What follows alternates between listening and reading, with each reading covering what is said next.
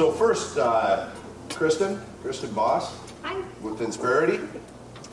Next we have Ray Carter, and Ray is with Sunbelt, and folks are pretty familiar with Sunbelt, I think. What they do on the business sales side and helping people achieve their dreams, whether that dream is selling or buying. Jeff Redman with Redman Law. And then finally my friend Dale Pearson, and Dale's with a group called Whittier View right now. But Dale has a pretty unique experience in that he has himself been CEO of a company that was sold a couple different times, and also now takes what he learned from that experience and helps others through Whittier View. So Dale, thanks for being here. Appreciate it. So I'm going to hand this over to the panelists to talk a little bit about their experience. So Dale, how about we start with you and come this way? Okay. I'm going to actually stand so I don't fall. That's good. That's good. Yeah, That's what I'm doing. My name is Dale Pearson. My background actually is I got an engineering degree from the University of Minnesota in the mid-'80s. Went and got my MBA right after that, and I spent my first 10 years working for a company out of Birmingham, Alabama, a large industrial construction company. So I learned in my first 10 years how do you build billion-dollar facilities that are 2 million work hours of work and do it in 15 months. A lot of organization, a lot of process stuff. You're talking to Scott here about Six Sigma, a lot of Six Sigma stuff. How do you pull that together? Well, I'm working in engineering then down in Greenville, South Carolina, and a friend of mine in Duluth, Minnesota here had started a home health care business called Nurses That Care, and he asked me if I would come up and help him take that business nationwide. I didn't actually even know what home health care was at the time, but I've always wanted to run a business, so I came back here in 1997. And within a month of being here, instead of taking the home care nationwide, we just decided to form a company that became Sansio in 1997, and we started delivering software for the home healthcare space. We soon learned that in order to deliver software on an enterprise level, we're going to deliver it via the internet. So by the year 2000, we started delivering software via the internet on a subscription basis to home health care organizations, and then started doing it in the EMS world as well. And we had, similar to many businesses, we had a really big boon by the Fire Department of New York decided to use our services on the EMS side, the largest provider of emergency healthcare services in the United States. And once we got them, we started kind of rocket growth. And along the way, we knew that we were angel funded, that we would need to get PE funding to grow the business bigger. So in the year 2012, we started assessing PEs with the idea we own and control the business, we want to own and control it moving forward. Well, they got us thinking about the idea that maybe you should bring in somebody who's going to be a majority holder, who's going to put even more energy and effort into it. And by the year 2013, Physical Control out of Redman, Washington knocked on our door and said, hey, would you be interested in collaborating with us, which turned out by January of 2014 a merger. So I spent my first 3 years with them as general manager and VP of their data solutions group before they got sold to Stryker, and then I stayed another year with Stryker, you know, a $11 billion company. So my personal experience with M&A is probably involved in about 12 assessments and actually 5 transactions. The 2 biggest being my selling my company, and then ultimately the Stryker sale. But so my advice today essentially is, all along the way when I first brought my angel money in, the idea was, they asked me what my exit strategy was, and I said, you're not going to like my answer. I said, my exit strategy is I'm going to build something with value.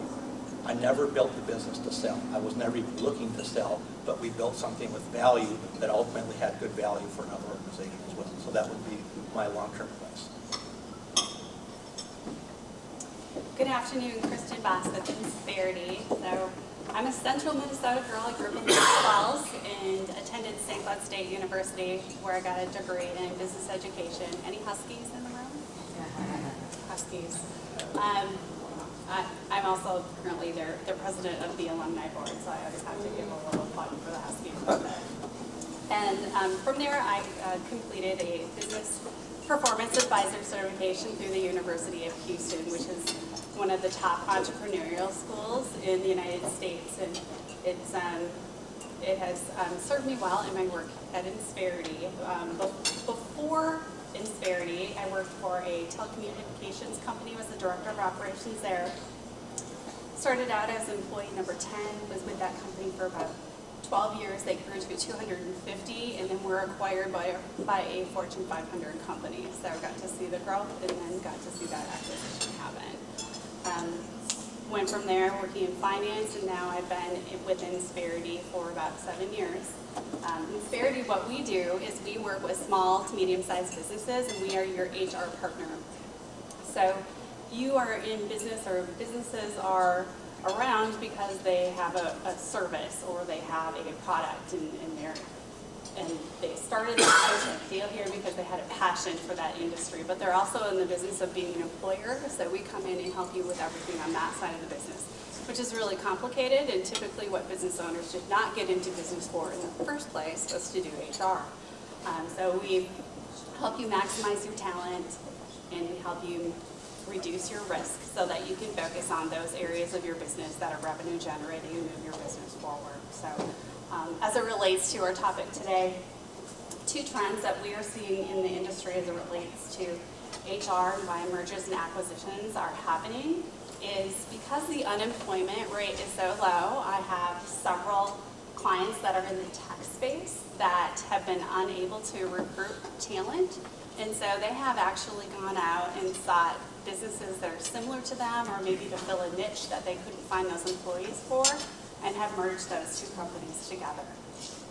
The other trend that I've seen, I've got a number of clients in this space where they had several investors who came together and formed a company, and the whole basis of the company, or how they're growing, is through going out and they've identified a marketplace that they just want to acquire all of those businesses, or not all of them, or just identified several of those types of businesses. For example, there's one that they've come together and they're acquiring small, call it mom and pop type of pharmacies that are still out there all across the U.S., and they're bringing them underneath the umbrella, rolling them up underneath their marketing and branding, their platform. So those are 2 of the trends that we're seeing in the marketplace. Good afternoon. I'm Ray. Let's see if that's on. Is it not on? Oh, It's on that. Let's see how that works. let's try it again. How's that? There you go. Again, I'll start over. No.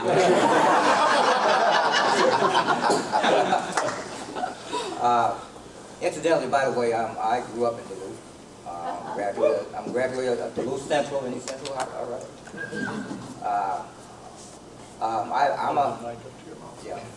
My background is finance and accounting, with a focus on mergers and acquisitions, strategic analysis, operation improvement, profit improvement.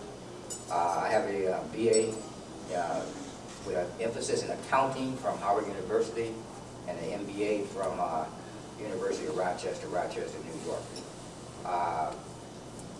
Now, I've got a chance to do a lot of things in accounting, but I became more interested in the M&A and business improvement, and that started when I was in Honeywell.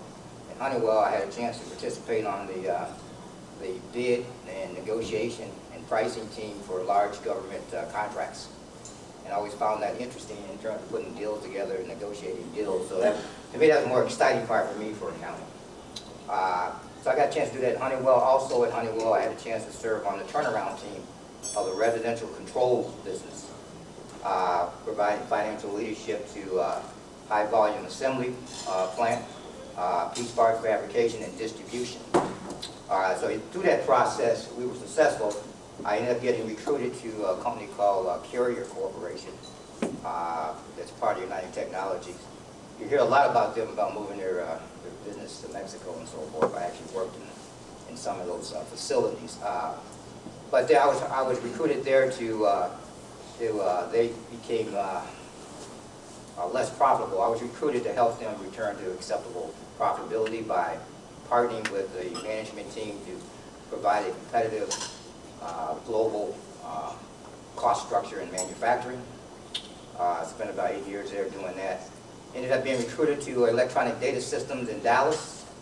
That was acquired by Hewlett Packard not too long ago. They were experiencing declining price per share because of their inability to hit their quarterly numbers. And so a few of us were brought in to help stabilize that.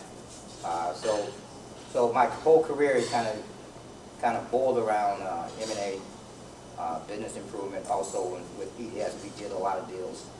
EDS, it was actually, they take over the IT operations or the business process management of companies.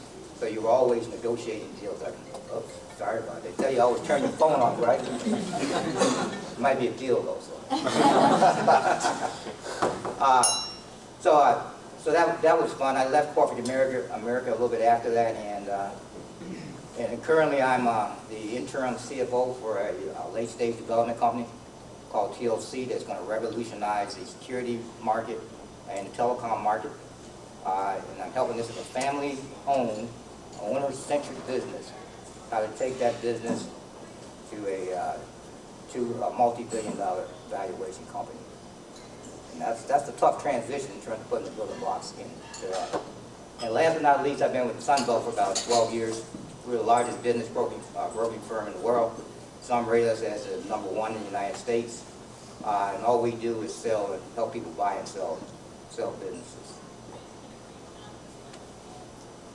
Jeff Redman. I have kind of an identity crisis. By day, I'm a lawyer. I have a small practice in Hudson, Wisconsin. 17 years ago, I was a partner in a big fancy law firm in St. Paul, Briggs & Morgan, and came home and announced to my wife that I was quitting and starting my own small fancy firm in Hudson. Brought one guy with me. At Briggs, represented big companies. You know, back then it was First Bank and those. And Rich Lau, my partner, and I focus exclusively on representing owners who are actively engaged in their business. Rich is also a Minnesota real estate specialist, so we do commercial real estate. But we've done literally hundreds of transactions helping people buy and sell businesses.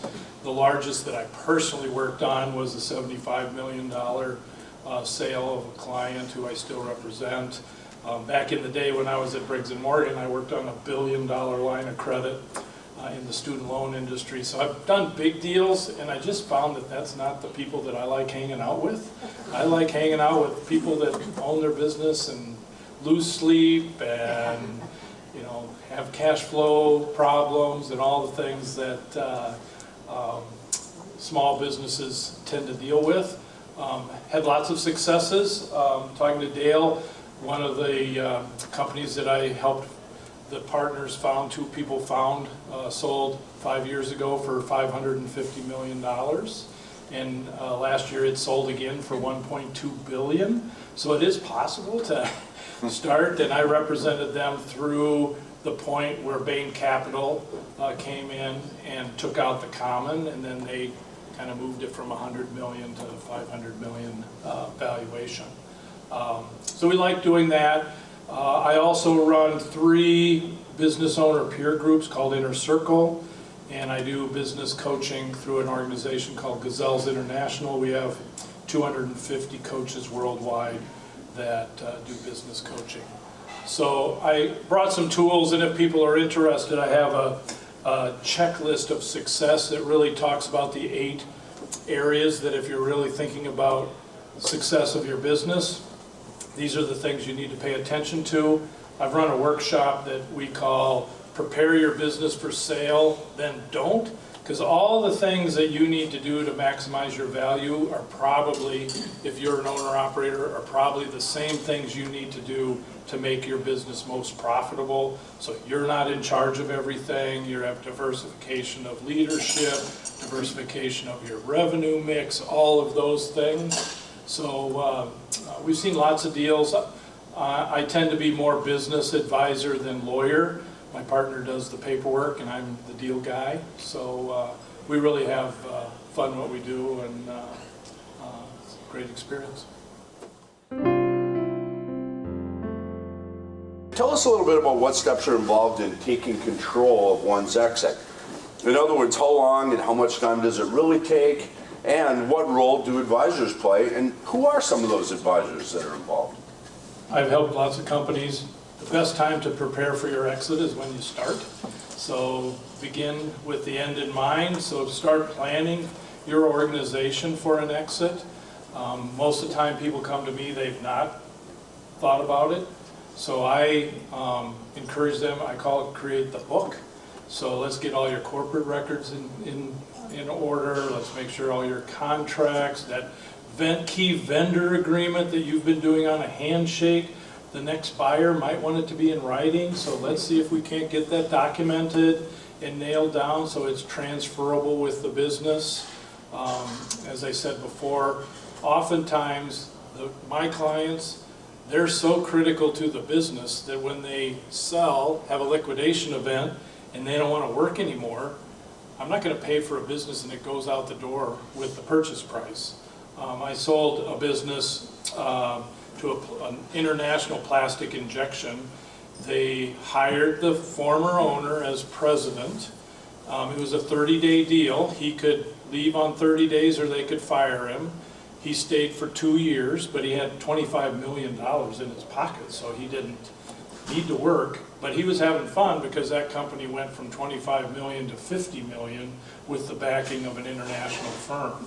So he had lots of fun, and then he just kind of got tired and said, no, I'm going to leave. So they now have a professional CEO that's come in and now taking it to the next level. But they are really positioning to hold because they're a multinational firm. They're out looking for acquisitions.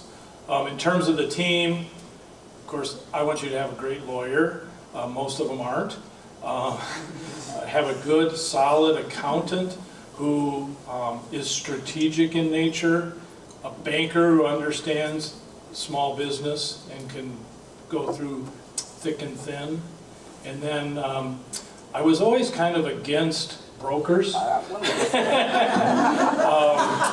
But this $75 million transaction, I kind of came to appreciate brokers. They told us that his business would sell for $50 million, and the brokers got two parties.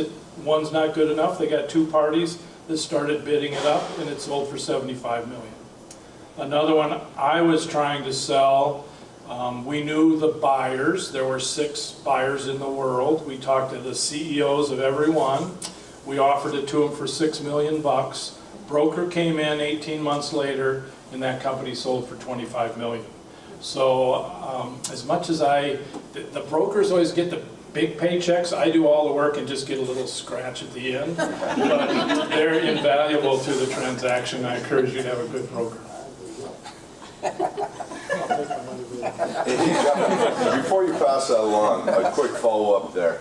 How about the really more human and emotional side of transactions? Have you seen psychologists or mediators involved in any of the transactions you've been involved with? Not in the transactions that I've been involved with. I will say that I've been therapist to many, because I have a personal relationship with my client. And so I won, he sold for $12 million. He had a 1-year obligation. So good guy I am, I call him up, a week after the sale and says, how's it being an employee? And they don't like it. I mean, they got to answer to people. He sent me a 65-page document was how the international company has simple management processes. And Jeff, would you read this and tell me what I need to do? And I said, I'm not reading it, you're not reading it. Just do what you're doing. If they want to fire you, you don't want to be there anyway. So just keep running. But it's a huge emotional thing. You gave birth to this company, you've nursed it for 10, 5, 20 years, and now you're going to let it go. And the buyers are going to change the paint color, and they're going to let your cousin go who works in shipping, and they're going to change it. So it's an important thing to think about and prepare your clients that, hey, you're not going to be in charge anymore, but you're going to have a fat check to live with. Yeah. All right. So Ray, what are business owners most surprised by when they start to explore a sale to a third party?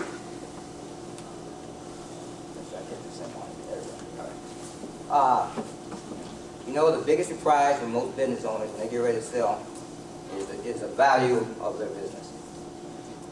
That's a major problem. I can't tell you how many times you run into that. You run into a seller that wants to sell, and they think their business is worth $3 million, $4 million, and ask them how they got that number. And no offense to accountants in here, my accountant said.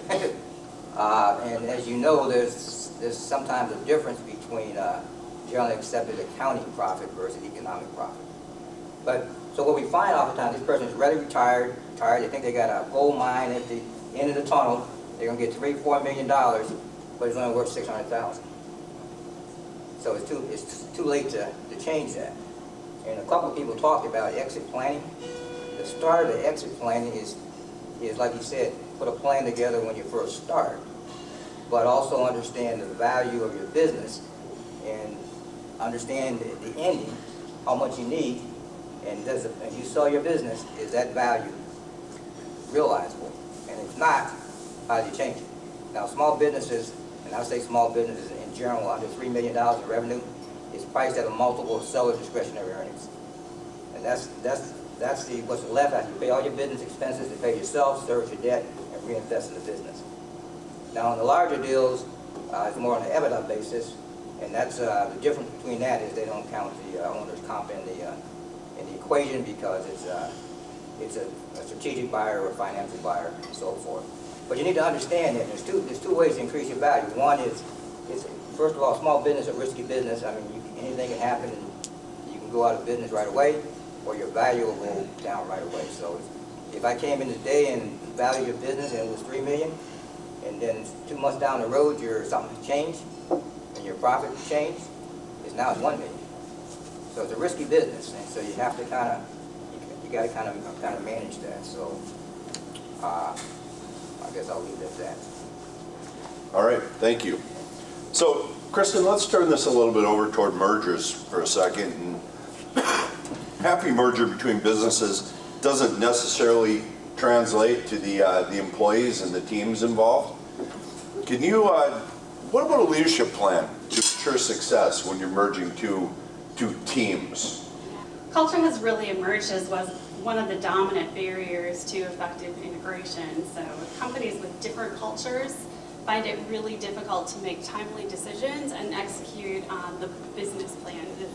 If you've got employees that don't understand each other, that don't understand the hierarchy, maybe don't understand what their job description is, maybe have concerns about who their new boss is, who they report to, expectations, has my job changed, all of those things, and when you've got a merger going on, can really send the company spiraling and off their track as far as their profitability for a short time if you don't get in front of that. So for this reason, it's the best practice to consider cultural fit early in the sales process and make sure that your leadership understands that and is getting in front of it. So what does that mean? What questions should you be asking, thinking about? So there might be decision-making style. Is it consensus or is it top-down? Leadership style, is it dictatorial or is it more of a consultative? Ability to change, willingness to risk new things, or is the focus to maintain the current goals? Like, we're not going to change anything now, we're going to change it later, or we're going to change things right now. And have a communication plan around that. How do people work? Are they formal? Are they informal? Does one company require that they punch a time clock? Does the other company say, you know what, just as long as your work is done, you can come and go? Those are the types of things that can really build some strife, some worries for many of your employees. So beliefs regarding success. Is there a focus on if the team is winning, everybody's winning, or is there individual accountabilities? Are you calling out stars? So those types of things. What are your core values? Do the core values align? Have you talked about those? How are they going to impact your leadership? Is your leadership talking about core values? Have those changed as a result of the merger? So culture is kind of a soft and squishy concept, but it can really, really get your company in get your undies in a bundle, so to speak, if you're not able to manage and deal with that culture before it undermines the desired goals of the company. All right, good, thank you. So Dale, Jeff touched on this just a little bit at the start, but for you, a transaction can often be more like, closing a transaction can be more like starting a new relationship with the business. And what advice would you have for folks as they think about their exit and what they want to do? Stay on with the business, get out of it completely, or some other hybrid, like be a board member or that kind of thing? It's a really good question, and I'll preface it with this. Looking at the major transaction I was involved with was selling Sansio to Physio Control of Redman, Washington, and Physio Control was 97% owned by Bain Capital. So my due diligence was done with me and my CFO, with a good lawyer that we had here in town and a good accountant that we had here in town, answering 869 questions. We logged them all in, we've had to fill all this stuff out. But to kind of address what Brian wanted, there's kind of, whether you're doing the size deal we did or when Bain sold to Stryker for over $1 billion, there's probably 869 or 868 questions they're going to ask, right? What they didn't really inspect at the time, I was told, and what we had the benefit of doing because we weren't for sale. We were looking for PE, we weren't for sale. They came knocking to us. We did reverse due diligence. I think that's the key, is we did a lot of reverse due diligence, and we went, and I probably didn't have 800 questions. I probably had 75 that I really wanted to know. And most of it, with us being a software company, I wanted to understand their technological roadmap. And they were a medical device company. We're a healthcare software company, and I wanted to see how it's going to merge together. What you're addressing with the cultural stuff, you know, we went to Redmond, Washington a number of times to meet them, and they're really great people. And we're thinking, yeah, this is going to work out great. They're nice people. We're Minnesota nice. You know, I never knew I was Minnesota nice until I moved to Mississippi. I never heard that term. You know, you're Minnesota nice. But so culturally, it seemed to be a good fit. So when they were doing their due diligence, they would ask my senior leadership team, how long do you want to stay on? And most of us said, you know, we were at the time, what, at the most I was making 50. We said, we'll stay on for 10 years. But what you don't anticipate, some of the stuff you don't anticipate, is what's going to change after that first sale. For me, as Brian mentioned, there was another sale. So Physio Control, where I became part of a 10-person executive leadership team, got sold to Stryker, which I knew that would come because Bain Capital owns it and they're going to hold investments for so long. But once you get to that size organization, it's really hard to anticipate what your role is going to be in. But if you back it up to just my first transaction that was of significant, I would say do your reverse due diligence and determine what kind of role do you want to play. I was very blessed that the CEO of Physio invited me to that executive leadership team, part of the whole worldwide organization that they had, with the opportunity for me to expand my responsibilities behind a US-based company to a world-based company. So I learned a lot in my 3.5 years of doing that, and I enjoyed that time. And it wasn't until Stryker came where I realized me running a 75-person company doesn't really fit in with a 26,000-person company. But the key to it is doing your reverse due diligence and figuring out, do I want to be part of this moving forward? As Jeff said, you know what they're going to do? I had Sansio blue and orange. The very first thing they're doing is putting it in Physio red, right? They're changing. You know, I had the club at Sansio Duluth. We built this beautiful health club. It became the club at Physio Duluth.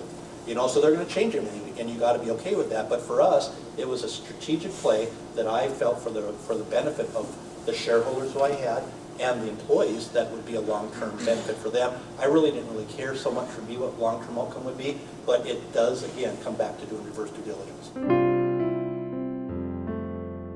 One for everybody to just take a crack at here, and that is, as you're growing your business, what investments are most helpful in growing and protecting value so that you can take full advantage of it, like Ray talked about? What are a couple things you really need? And that's for the jump in as you feel you'd like to answer it. I think, of course my opinion may be biased, but I think the best investment is an accretive acquisition. Meaning a company that you can buy that has good synergy with your company, and now it's now 1 plus 1 now equals 2, it's now 1 plus 1 equals 3. That's the best way to grow the company, because now you're talking about, instead of growing like this, now you're growing like this. So that's one thing. The other thing I would say that most small businesses make the mistake, or owners of small business make the mistake of the owner spends the bulk of their time working in the business versus on the business.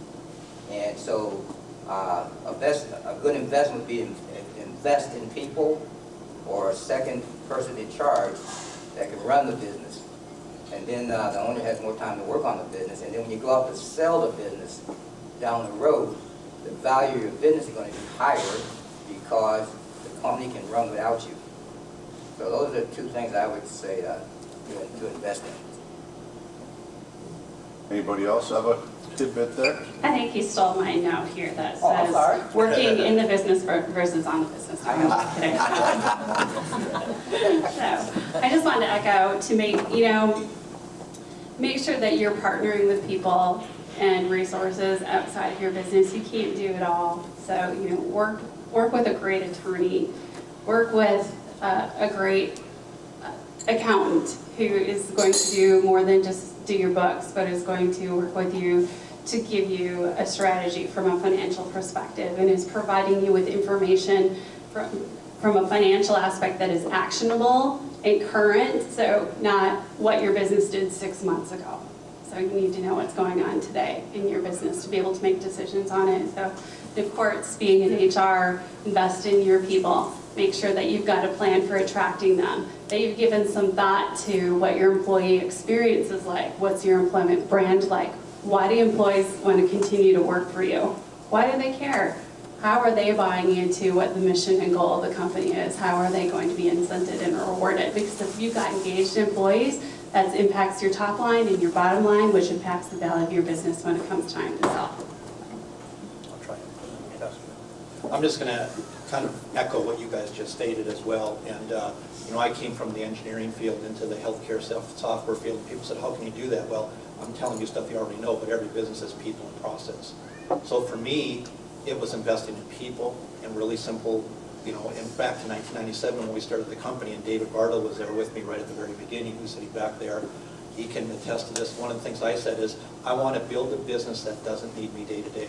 We'll know that we've done something when I can step back and do exactly what you're talking about, where I can lead the strategy, where the business is going to go, and have really good people. One of the things, if I did it well, it was hire big people that were better than me.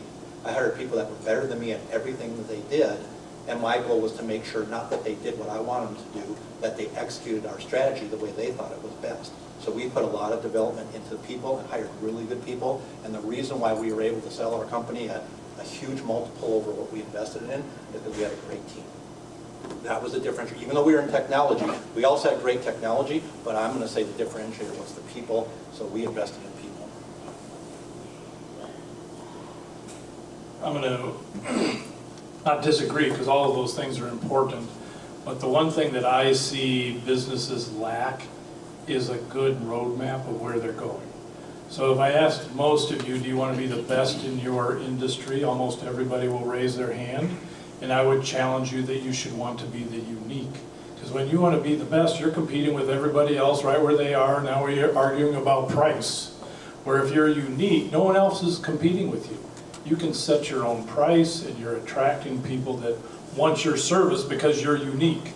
And that's where a strategy, you start understanding your internal capabilities, your external opportunities, and build a strategy.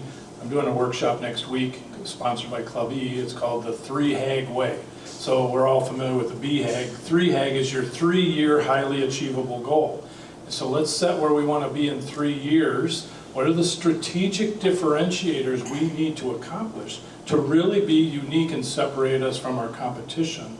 And then you start doing swim lanes. So if I got 3 years to get there, where do I need to be in a year? Where do I need to be in 2 years? And now you're operating your business strategically, so you have the right people, you have the culture. Those are some of your strategic differentiators and you don't leave it to chance. You're planning and spending time every month, every quarter on where you're at. And most people in this market have heard of Traction and Entrepreneur's Operating System. They're kind of all over. My system is called Gazelles International, but scaling up is what we use. But having a plan, I think, is the most important thing that most entrepreneurs fail to do because they chase shiny objects. Jeff, can I add to that? Yeah, that's a great contribution as well. When we started in 1997, we had an idea that we wanted to execute, but we really didn't have so much a strategy. And by 1999, one of our guys came up to me and said, Dale, are we a sales organization or a development organization? I said, what do you mean? We need an identity. We're a sales organization or a technology organization, really development organization. And I thought about it for a while, and I came back. This was 1999. And I came back to him and said, he was a sales guy, so you're not going to like my answer. He goes, you're going to say we're a technology company, aren't you? And I said, no, we're going to be a service organization. And from that point forward, I saw the value, and we actually created an acronym called SIETE. It's 7, but its service is essential to everything. We tell everybody we're going to be responsive, kind, courteous, respectful, professional, listen, provide answers. And we had SIETE throughout our culture. And we said the way we're going to differentiate ourselves from everybody else in the industry is we're going to excel on the service. Because the technology, everybody's buying the same technology stack we're buying. You can't differentiate yourself on a technology stack, but we could differentiate ourselves on the service. So we developed our people to be service-oriented people. Okay, very good. Well, thank you. Jesse, you want to wrap it up? Let's give these guys a round of applause. I want to thank our panelists and Brian again for coming. And again, these guys drove up, some of them drove up from the city, so taking a whole day to add value to this room. Really appreciate it. I do want to let you guys know that we will be having another meeting on the 24th of July. You will not want to miss that because the founder of Club E will be in attendance. He's going to talk about the lessons he's learned with the 20 plus years that he has in capital venturism. So you might want to stick around for that. That one is going to be a great topic. I know we've got plenty of sun, and Duluth only has 3 days of summer, and chances are we'll have the meeting on one of those days, but still you'll want to be in the room for that. So again, I want to thank everybody for coming out. If you guys want more information from any of these guys, they're going to be accessible to you here, and as Brian says, grab them now while they're available, because they're very busy people. So and also if you have any more questions about Club E and how you can get more involved, please come in to contact me. And we will be looking forward to seeing you guys next month. So have a great day. You can stick around and network as long as you want to, and until they kick us out. So have a great day.